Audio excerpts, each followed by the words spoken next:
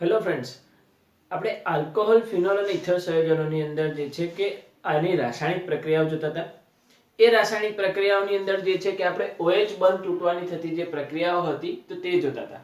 એની અંદર જે છે કે પ્રથમ આપણે એની એસિડિકતા સાબિત કરી ગયા. તો ધાતુ સાથે પ્રક્રિયા કરીને, એના બેઝ સાથે પ્રક્રિયા કરીને અને એસિડિક પ્રબળતાને આધારે આપણે એની એસિડિકતા સાબિત કરી. તો એ એસિડિકતા માટેની અલગ અલગ પ્રક્રિયાઓ હતી. તો OH બંધ તૂટવાની. હવે વાત છે આપણે અહીંયા આગળથી એસ્ટરીકરણ. તો બીજી પ્રક્રિયા અહીંયા આગળથી છે એસ્ટરીકરણ. તો આ એસ્ટરીકરણ પ્રક્રિયા માટે આપણે અહીંયાથી જે એસ્ટરીકરણ પહેલા તો કહેવાય કોને, કે જેની અંદર આપણને નિપજમાં શું મળશે, એસ્ટર મળશે. તો એસ્ટરની એક પ્રકારની બનાવટ આપણે એને કહી શકીએ. તો એસ્ટરની બનાવટ માટે બી આ પ્રક્રિયાનો ઉપયોગ થાય છે. તો એસ્ટરીકરણ પ્રક્રિયા જે છે કે તમે એસ્ટરની બનાવટ માટે આ પ્રક્રિયાનો ઉપયોગ કરી શકો. આ પ્રક્રિયાની અંદર આલ્કોહોલ લેવામાં આવે છે, ROH, અને બીજો જે છે કે આપણે અહીંયા આગળથી એસિટિક એસિડ.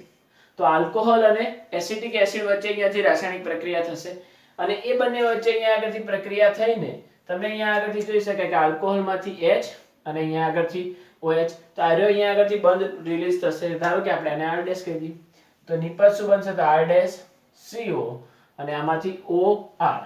તો OR નિપજ બની જશે અને અહીંયાથી OH અને H જોડાઈને શું બની જશે, H2O. આ પ્રક્રિયા અહીંયા આગળથી રિવર્સિબલ હોય છે.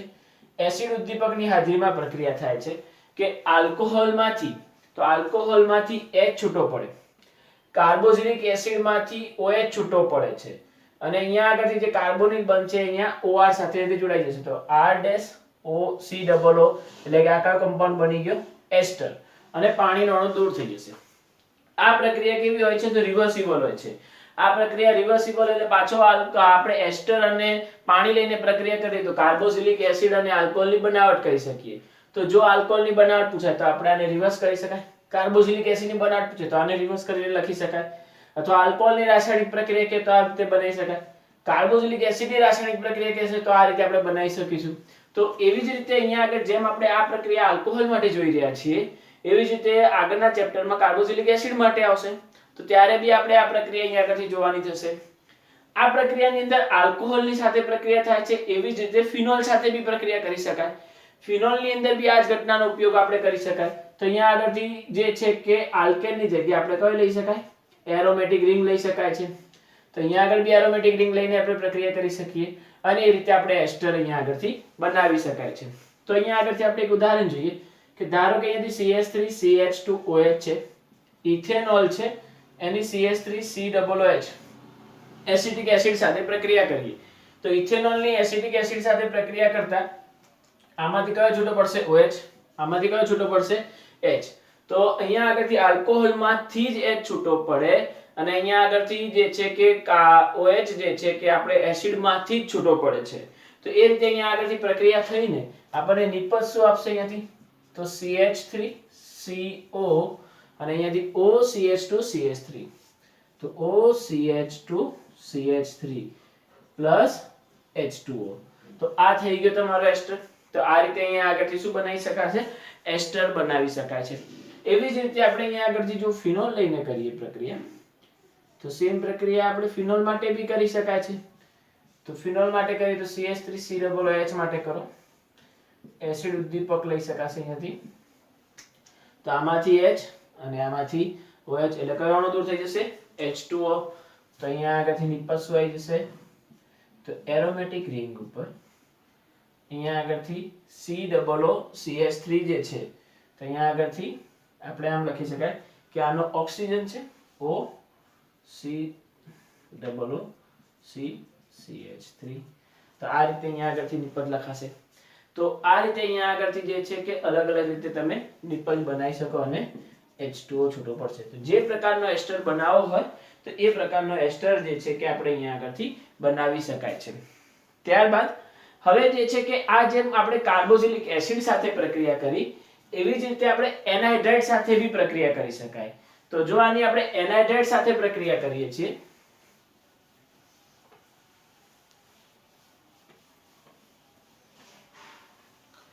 તો બીજી પ્રક્રિયા આપણે અહીંયા આગળથી જોઈએ એનહાઇડ્રાઇડ સાથેની. તો એનહાઇડ્રાઇડ સાથેની પ્રક્રિયાથી બી આપણને અહીંયા આગળથી જે છે કે એસ્ટર મળે છે. તો આલ્કોહોલની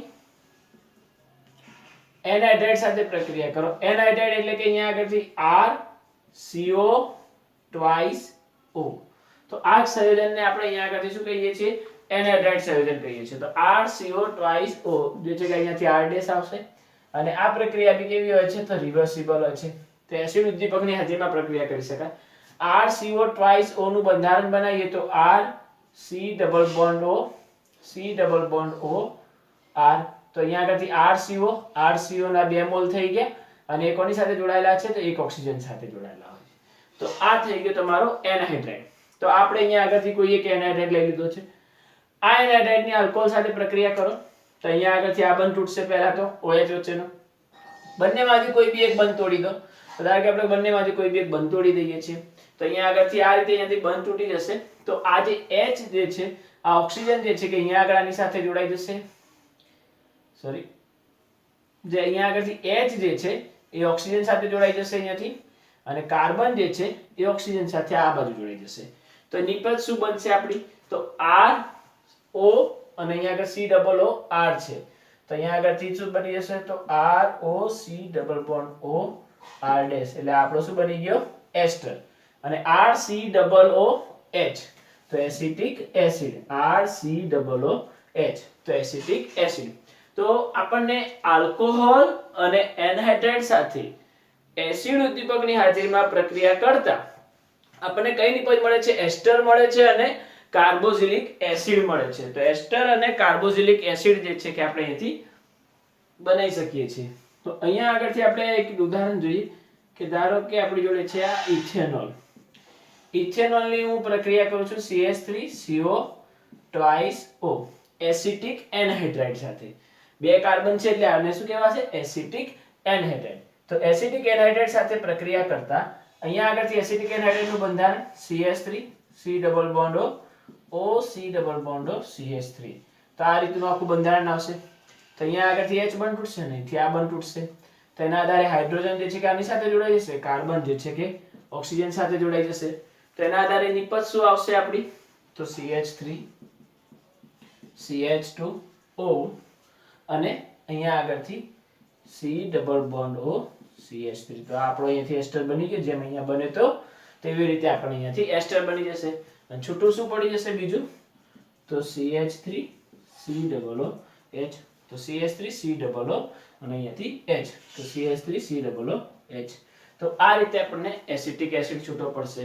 તો આલ્કોહોલ અને એનહાઇડ્રાઇડ સાથેની પ્રક્રિયાથી આપણને એસ્ટર અને જે છે કે એસિટિક એસિડ એટલે કે કાર્બોક્સિલિક એસિડ જે છે કે નિપજ આપણને મળે છે. તો અહીંયા આગળથી એસ્ટરિફિકેશનની આ બીજી પ્રક્રિયા થઈ. બીજી પ્રક્રિયામાં ભી આપણને શું મળે છે? એસ્ટર નિપજ બને છે. બંને પ્રક્રિયામાં OH વચ્ચેનો બંધ તૂટે છે અને આ રીતે આપણે અહીંયાથી બંને પ્રક્રિયાને આધારે એસ્ટર બનાવી શકીએ છીએ. તો આ બંને પ્રક્રિયામાં આપણે અહીંયા આગળથી જે છે કે આલ્કોહોલ અથવા ફિનોલ બંને માટે કરી શકાતી હોય છે. તો અહીંયા આગળથી આ ફિનોલ માટે બી આ પ્રક્રિયા કરી શકાય છે. તો આલ્કોહોલ માટે બી કરી શકાય છે અને ફિનોલ માટે બી કરી શકાય છે. તો ફિનોલ બી આ પ્રક્રિયા આપે છે ને આલ્કોહોલ બી આપે છે. તો જેમ આપણે કાર્બોક્સિલિક એસિડની પ્રક્રિયા જોઈ એવી રીતે એનહાઇડ્રાઇડની પ્રક્રિયામાં બી આવી રીતે બંને નિપજ મળે છે. હવે આવી જ રીતે ત્રીજી પ્રક્રિયા છે. હવે એ ત્રીજી પ્રક્રિયામાં આપણને અહીંયા આગળથી જે છે કે એસિટાઇલ ક્લોરાઇડ ગ્રુપ છે.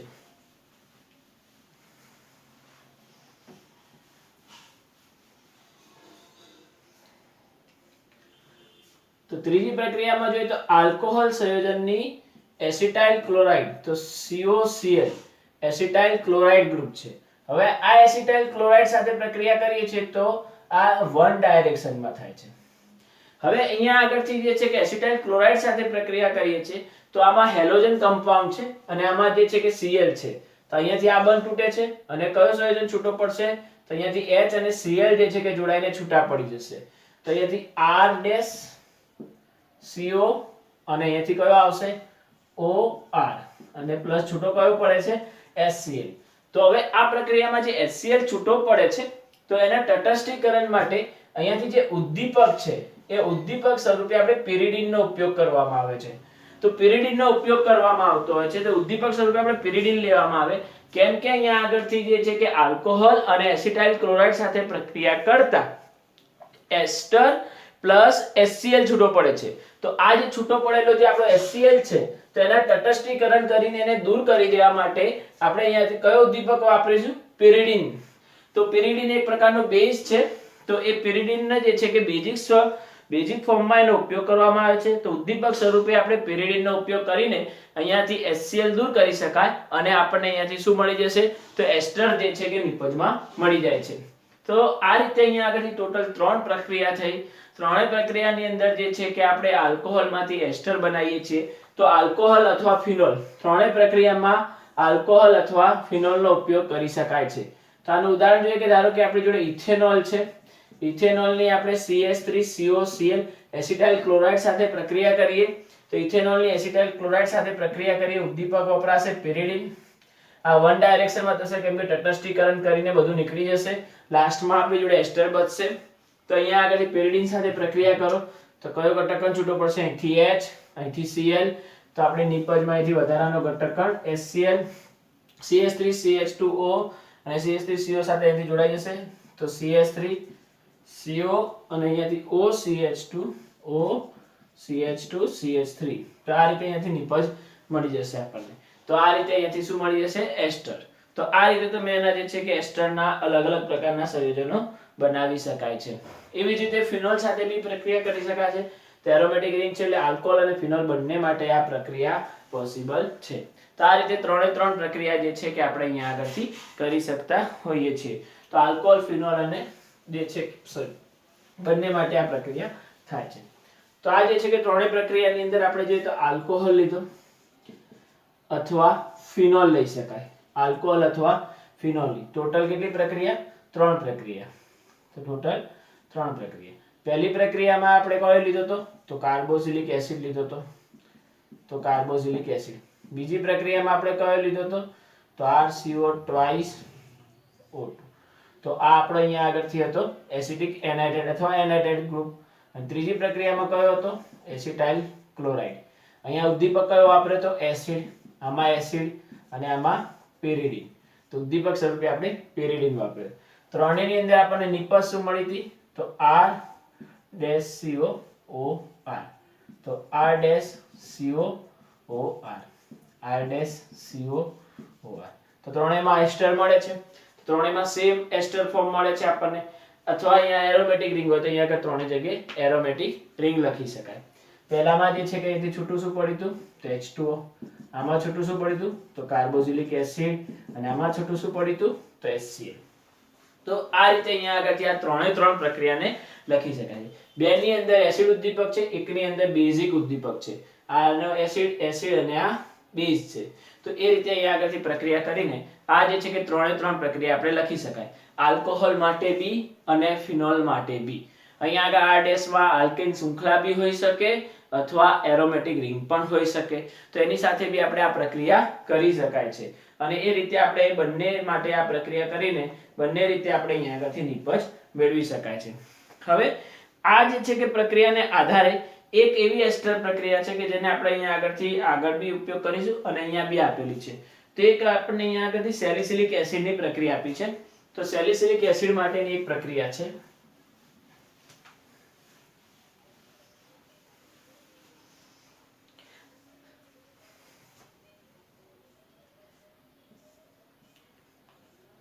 સેલિસિલિક એસિડ એટલે કે અહીંયા આગળથી COOH અને OH ગ્રુપ છે.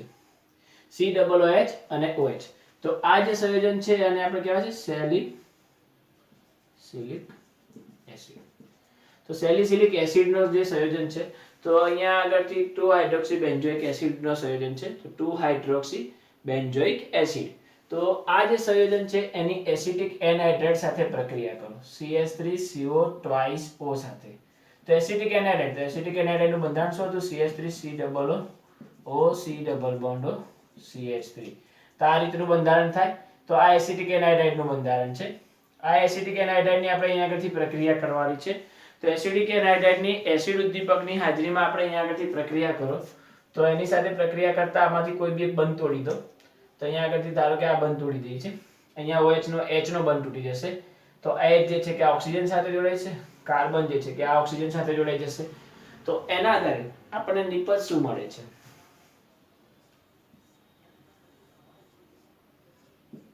તો અહીંયા આગળ COOH, અહીંયા આગળ કોણ છે? O પ્રેઝન્ટ છે. H નીકળી ગયો છે, ફક્ત કયો નીકળ્યો છે આમાંથી?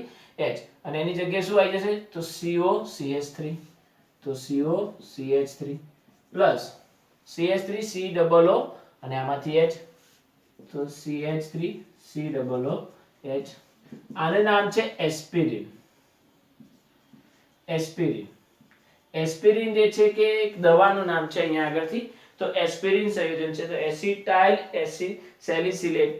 Salicylic acid. એસિટાઇલ, આ એસિટાઇલ ગ્રુપ છે, તો એસિટાઇલ સેલિસિલિક એસિડ બી કહી શકાય છે. અને એનું જે છે કે નામ છે એસ્પિરિન તરીકે ઓળખી શકાય છે. તો એસ્પિરિન જે છે કે એક વેદનાહાર ઔષધ છે, એટલે કે દુખાવામાં વપરાતી દવા છે. તો જો આ માથાનો દુખાવો અથવા નોર્મલ તાવ હોય તો એ વખતે વપરાતી દવા છે, તો એને આપણે એસ્પિરિન તરીકે ઓળખીએ છીએ. તો આ રીતે અહીંયા આગળથી ટેબ્લેટ ફોર્મમાં આનો ઉપયોગ થાય છે એસ્પિરિનની. તો દુખાવામાં વપરાતી દવાઓ બનાવવા માટે આનો ઉપયોગ કરી શકાય છે.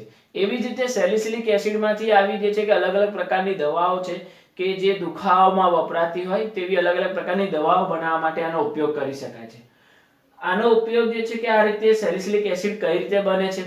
તો એ ફિનોલમાંથી જ સેલિસિલિક એસિડ બનાવવામાં આવે છે. આની આગળ જે છે કે આપણે જ્યારે આ OH બંધની પ્રક્રિયા પતે ત્યારબાદ આપણે અહીંયા આગળથી જે છે કે CO બંધની પ્રક્રિયા આવશે અને ત્યારબાદ એરોમેટિક રિંગમાં થતી પ્રક્રિયા. તો એરોમેટિક રિંગમાં થતી પ્રક્રિયા આવશે તો તે વખતે આ પ્રક્રિયા કોલ્બે સ્મિથ પ્રક્રિયા તરીકે આપણને ફરી જોવા મળશે. અને એ પ્રક્રિયાની અંદર આપણે જે છે કે આને વધારે ડિટેલમાં જોઈશું. અને એ વખતે આપણને અહીંયા આગળથી વધારે ને વધારે ડિટેલમાં આ કઈ રીતે બનાવી શકાય છે, આનો ઉપયોગ કઈ રીતે કરી શકાય છે, તે બધી જ વસ્તુ આપણને ત્યાં આગળ જોવા મળશે. તો અહીંયા આગળથી કોલ્બે પ્રક્રિયામાં આપણે વધારે ડિટેલમાં આને સમજીશું કે એસ્પિરિન જે છે કે કઈ રીતે બને છે અને એના જે છે કે આપણે ઉપયોગ ક્યાં કરી શકાય. તો એસ્પિરિન જે છે કે માથાના દુખાવામાં વપરાતી દવા છે અને એ રીતે આનો ઉપયોગ કરી શકાય. તો આ રીતે આપણે અહીંયા આગળથી એસ્ટરિફિકેશનની પ્રક્રિયા પૂરી થાય છે. તો અહીંયા આગળથી OH બંધ તૂટવાની થતી બધી પ્રક્રિયા અહીંયા આગળ પૂરી થાય છે. અહીંયા આગળથી આ જે એસ્ટરિફિકેશનની પ્રક્રિયા છે એ વારે ઘડીએ આવશે. ઘણી બધી જગ્યાએ આનો ઉપયોગ થશે, ઘણી બધી રીતે તમને અલગ અલગ રીતે જોવા મળશે. જેમ આજે OH ની રાસાયણિક પ્રક્રિયામાં આવે છે એવી જ રીતે આ એસ્ટરિફિકેશન કાર્બોક્સિલિક એસિડની પ્રક્રિયામાં બી આવશે. એવી જ રીતે એસ્ટરની પ્રક્રિયામાંથી કાર્બોક્સિલિક એસિડની બનાવટમાં બી આવશે, કેમ કે રિવર્સિબલ પ્રક્રિયા હતી. તો એવી રીતે તમારે જે છે એ પ્રક્રિયા વારંવાર રિપીટ થવાની છે આગળ જતા. તો આ પ્રક્રિયાને વ્યવસ્થિત રીતે તૈયાર કરો. એસ્ટરિફિકેશન તમારે પૂછાઈ શકે છે, એના MCQ માં પૂછાઈ શકે છે, થિયરીમાં બી પૂછાઈ શકે છે. તો અહીંયા આગળથી આ થિયરી ફોર્મમાં આવી શકે છે 3 માર્ક્સમાં. જ્યારે એસિડિકતા હતી એ તમારે MCQ માં જ જશે. તો આ પ્રશ્ન જે છે કે તમારે MCQ. હવે એનાથી આગળ છે પ્રક્રિયાઓ જેમાં આલ્કોહોલ સંયોજનોના CO બંધ તૂટે છે. તો CO બંધ તૂટવાની થતી જે પ્રક્રિયાઓ છે તો તે આપણે જોવાની છે. તો CO બંધ તૂટવાની જે પ્રક્રિયાઓ છે તેની અંદર હાઇડ્રોજન હેલાઇડ સંયોજન સાથેની પ્રક્રિયા, એટલે HX જે બી આપણે એસિડ લેશું એની સાથેની પ્રક્રિયા, ફોસ્ફરસ ટ્રાયહેલાઇડ સાથેની પ્રક્રિયા, નિર્જલીકરણ અને ઓક્સિડેશન. તો ટોટલ 4 પ્રક્રિયાઓ છે કે જેની અંદર CO બંધ તૂટે છે અને એની મદદથી આપણને અલગ અલગ પ્રકારની રાસાયણિક પ્રક્રિયાઓ જોવા મળે છે. પરંતુ અહીંયા આગળથી એક વસ્તુ છે કે CO બંધ તૂટવાની જે પ્રક્રિયા છે આપણને આલ્કોહોલ સંયોજનમાં જ આ બધી પ્રક્રિયાઓ જોવા મળશે. તો ફિનોલની અંદર આ બધી પ્રક્રિયાઓ જોવા મળશે નહીં, કેમ કે આલ્કોહોલની અંદર ROH નો જે બંધ છે તો અહીંયા આગળથી આ sp3 સંકરણ વાળો છે. જ્યારે એરોમેટિક રિંગમાં OH આવશે તો એની અંદર આ sp2 સંકરણ વાળો એરોમેટિક રિંગ આવશે. તો આ બંધની જે બંધ લંબાઈ વધારે હશે તો આ બંધની બંધ લંબાઈ કેવી હશે? ઓછી હશે. તો આ બંધને તોડવો સહેલો પડશે, જ્યારે આ બંધને તોડવો સહેલો પડશે નહીં. તો અહીંયા આગળથી ફિનોલની અંદર આ પ્રક્રિયાઓ જે છે કે થતી નથી. ફિનોલની અંદર આપણને આમાંથી કોઈ પ્રક્રિયા જોવા મળશે નહીં. ફક્ત આ બધી પ્રક્રિયાઓ આપણને શેમાં મળશે? આલ્કોહોલની અંદર જોવા મળશે. તો આલ્કોહોલની અંદર જે છે કે આપણે આ બધી પ્રક્રિયાઓનો ઉપયોગ કરી શકાય છે, જ્યારે ફિનોલની અંદર આ બધી પ્રક્રિયાઓ થશે નહીં. તો ફિનોલ માટે આપણે વિશિષ્ટ પ્રક્રિયા પરિસ્થિતિનો ઉપયોગ કરીને અલગ અલગ પ્રકારની પ્રક્રિયાઓનો ઉપયોગ કરી શકાય છે, પરંતુ OH વચ્ચેનો બંધ તોડવો એટલો સહેલો હોતો નથી. તેમ છતાં બી એક ફિનોલની એવી પ્રક્રિયા છે કે જે આપણને અહીંયા આગળથી આ બંધ તૂટવાથી થતી પ્રક્રિયામાં મળી આવે છે.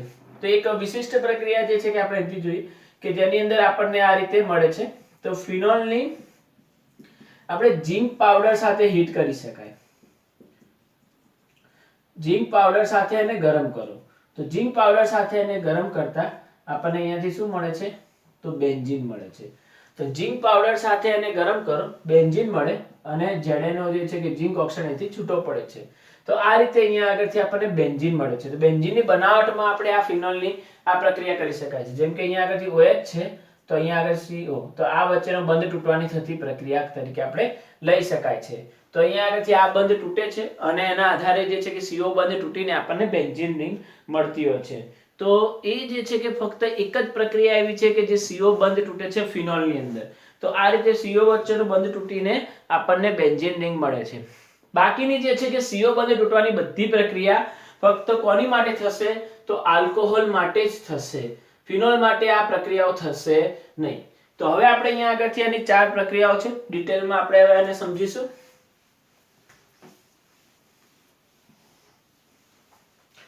તો પહેલી પ્રક્રિયા છે હાઇડ્રોજન હેલાઇડ સંયોજન સાથેની પ્રક્રિયા તો હાઇડ્રોજન હેલાઇડ સાથેની પ્રક્રિયા જે છે કે આપણે ચેપ્ટર નંબર 10 માં શીખી ગયા છીએ ફોસ્ફરસ ટ્રાહેલાઇડ સાથેની પ્રક્રિયા બી ચેપ્ટર નંબર 10 માં આવી ગયેલી છે નિર્જલીકરણ પ્રક્રિયા બી આપણે આગળ આવી ગયેલી છે તો આ રીતે નોર્મલી આ ત્રણ પ્રક્રિયા આપણે આગળના ચેપ્ટરોમાં ઉપયોગ કરી ચૂકેલા છીએ ચેપ્ટર નંબર 10 ની અંદર હાઇડ્રોજન હેલાઇડ સાથેની પ્રક્રિયા જે છે કે આલ્કોહોલમાંથી હેલો આલ્કેન સંયોજન બનાવવાની પ્રક્રિયા કે જેમાં લ્યુકાસ કસોટી સ્વરૂપે આપણે આનો ઉપયોગ કર્યો તો લ્યુકાસ કસોટી સ્વરૂપે આપણે જે છે કે આ પ્રક્રિયા જોઈ ગયેલા છે તો પ્રક્રિયા નંબર 1 હાઇડ્રોજન હેલાઇડ સંયોજન સાથેની પ્રક્રિયા તો એ પ્રક્રિયાની અંદર આપણે કઈ રીતે એનો ઉપયોગ કર્યો તો ધારો કે આલ્કોહોલની HCl સાથે પ્રક્રિયા કરી હતી આલ્કોહોલની HCl સાથે પ્રક્રિયા કરી હતી ZnCl2 ઉદ્દીપકની હાજરીમાં તો આલ્કોહોલની HCl સાથે પ્રક્રિયા કરવામાં આવે છે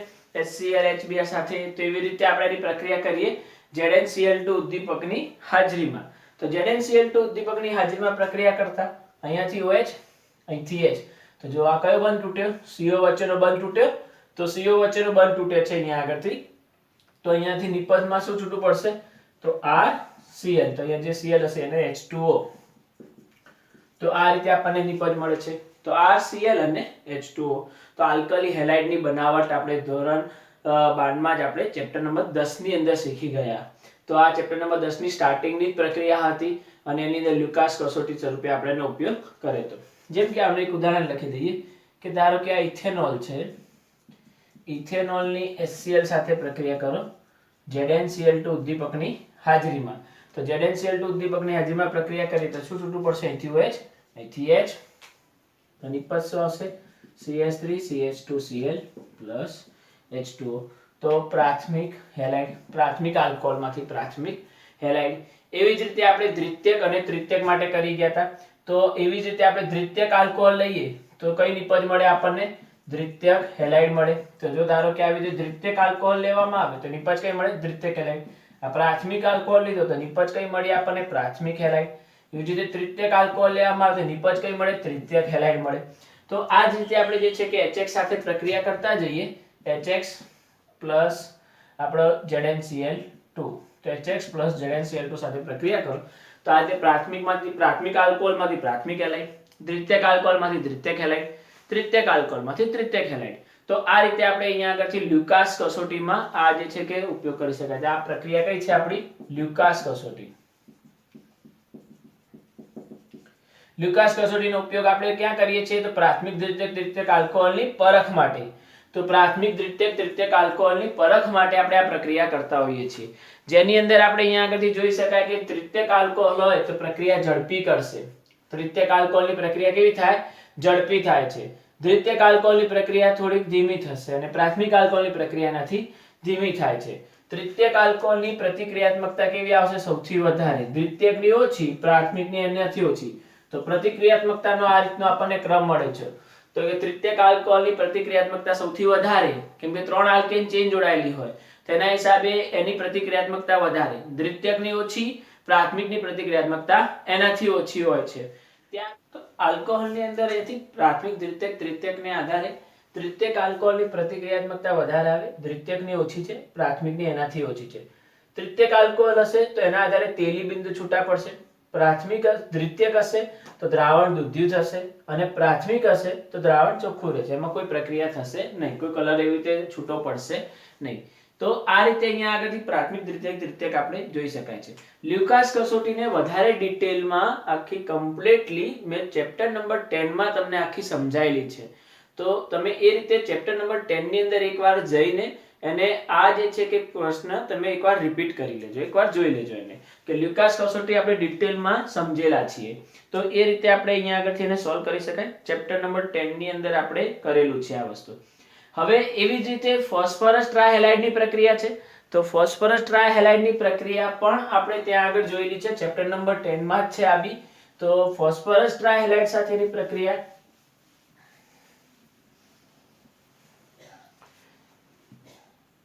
તો ફોસ્ફરસ ટ્રાયહેલાઇડ સાથેની પ્રક્રિયા એટલે કે PX3 સાથેની પ્રક્રિયા જે આપણે કહી શકાય. તો આલ્કોહોલની PX3 સાથેની પ્રક્રિયા એટલે કે આના 3 મોલ લેવામાં આવશે અને PX3 સાથે પ્રક્રિયા કરીને આપણે અહીંયાથી 3 મોલ RH છૂટા પડે છે અને H3PO3 ફોસ્ફરસ એસિડ છૂટો પડે છે. તો આ રીતની પ્રક્રિયા છે. તો આલ્કોહોલની 3 મોલ PX3 સાથેની પ્રક્રિયા કરીને ફોસ્ફરસ ટ્રાયહેલાઇડ સાથેની પ્રક્રિયા કરીને આલ્કોહોલ હેલો આલ્કેન સંયોજન બને છે અને ફોસ્ફરસ એસિડ છૂટો પડે છે. તો જેમ કે આના ઉદાહરણમાં આપણે લઈએ કે ધારો કે CH3CH2OH ઇથેનોલ છે, એની PCl3 અથવા PBr3 સાથે પ્રક્રિયા કરી શકાય. તો એના 3 મોલ સાથે પ્રક્રિયા કરીએ તો 3 મોલ CH3CH2Cl પ્લસ H3PO3. તો આ રીતે અહીંયા આગળથી છૂટો પડતો હોય છે. તો ફોસ્ફરસ ટ્રાયહેલાઇડ સાથેની આપણે આ રીતે પ્રક્રિયા કરી શકાય છે. એવી જ રીતે આપણે PCl5 સાથેની પ્રક્રિયા બી આપણે કરેલી છે. તો આ PCl3 સાથેની જ આપેલી છે અહીંયા આગળ, પરંતુ PCl5 સાથેની જો પ્રક્રિયા કરવી હોય ફોસ્ફરસ પેન્ટાહેલાઇડ સાથેની તો એ પ્રક્રિયા બી આપણે અહીંયા આગળ લખી શકાય છે. તો ફોસ્ફરસ પેન્ટાહેલાઇડ સાથેની પ્રક્રિયા કઈ હતી? તો PX5 સાથે જો પ્રક્રિયા કરવામાં આવે તો RH છૂટો પડે, પછી અહીંયા આગળથી HCl HX છૂટો પડશે, અહીંયા આગળથી એક RH છૂટો પડે, એક HX છૂટો પડે અને POX3 છૂટો પડે. તો આ PX5 સાથેની પ્રક્રિયા થઈ ગઈ, આ PX3 સાથેની પ્રક્રિયા થઈ ગઈ. તો આ રીતે અહીંયા આગળથી આ બંને પ્રક્રિયા લખી શકાય. આનું એક એક્ઝામ્પલ લખીએ તો ધારો કે ઇથેનોલ છે, એની PCl3 PCl5 સાથે પ્રક્રિયા કરીએ તો એની પર શું આવશે? CH3CH2Cl ક્લોરોઇથેન plus HCl plus POCl3. આ બંને પ્રક્રિયા વધારે ડિટેલમાં ચેપ્ટર નંબર 10 માં તમને કરાવેલી છે સ્ટાર્ટિંગમાં જ. તો ચેપ્ટર નંબર 10 ની અંદર તમને આ જે છે કે આ બધી પ્રક્રિયા જે છે કે આ પ્રક્રિયા તો બંને પ્રક્રિયા વધારે ડિટેલમાં તમારે અહીંયાથી સમજવી હોય તો ચેપ્ટર નંબર 10 ની અંદર આપણે અહીંયા આગળથી એકવાર એનું રિવિઝન કરી લેજો. તો બંને પ્રક્રિયા તમે ત્યાં આગળ વધારે ડિટેલમાં સમજી શકશો. ઓકે. અને હવે જે બાકીની રહી છે નિર્જલીકરણ અને ઓક્સિડેશન, તો આ બે પ્રક્રિયા હું તમને નેક્સ્ટ લેક્ચરમાં અહીંથી આગળ લઉં છું. Okay, thank you.